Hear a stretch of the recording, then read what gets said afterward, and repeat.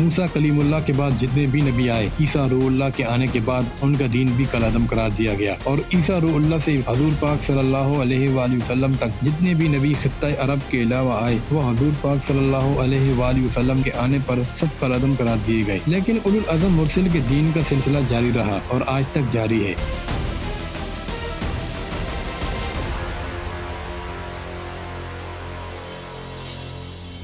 تقویٰ کن لوگوں کے لیے ہے؟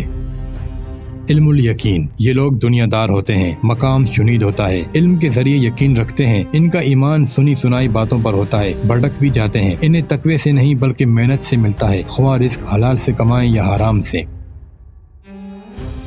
عین الیقین،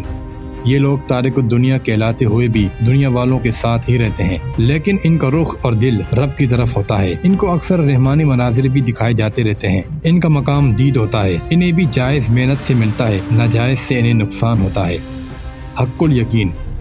ان کا مقام رسید ہوتا ہے، یعنی اللہ کی طرف سے کوئی مرتبہ مل جاتا ہے اور اللہ کی نظر رحمت میں آ جاتے ہیں، انہیں فارغ الدنیا کہتے ہیں، دنیا میں رہ کر بھی جائز و ناجائز دھندے سے دور رہتے ہیں، یہ اگر جنگلوں میں بھی بیٹھ جائیں تو اللہ ان کو وہاں بھی رزق پہنچاتا ہے، یہ تقوی کی منزل ہے۔ ابتدائی لوگ تقوی کی بات ضرور کرتے ہیں مگر اس میں کامیاب نہیں ہوتے۔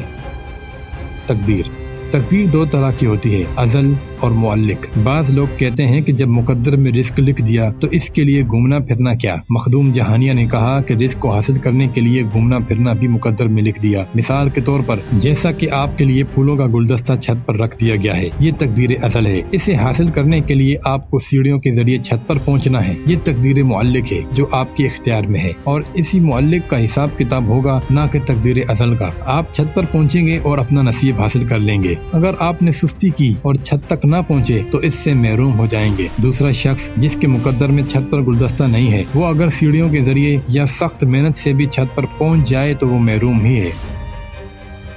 تیسری ارواح،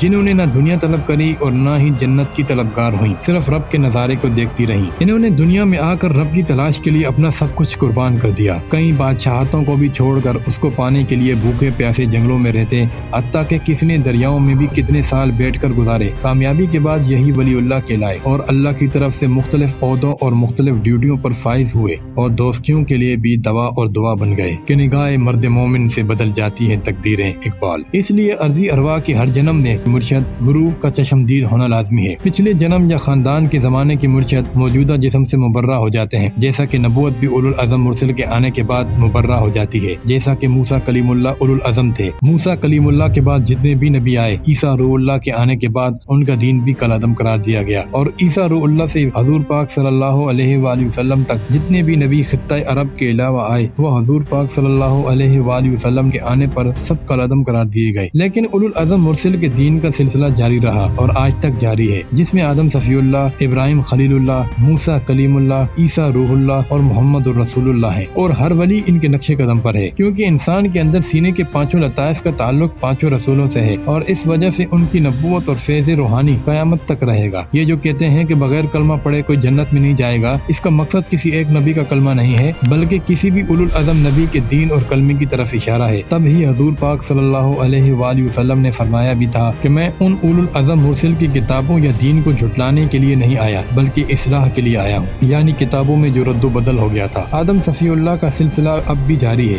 جو لوگ صرف قلبی ذکر میں ہیں، رب کے نام پر گریہ زاری اور عاجزی رکھتے ہیں، توبہ کرتے اور گناہوں سے بچنے کی کوشش کرتے ہیں، یہی ابتدائی دین، ابتدائی نبوت اور ابتدائی عبادت تھی۔ غوث یا ہر ولی کا قدم کسی نبی کے قدم پر ہوتا ہے اور ان کا قدم آدم صفی اللہ کے قدم پر ہے۔ مجدد الف ثانی نے کہا تھا کہ میرا قدم موسوی ہے، جبکہ قلندروں کا ایک سلسلہ عیسوی ہے۔ شیخ عبد القادر جیلانی محمدی مشرب سے تعلق رکھتے ہیں۔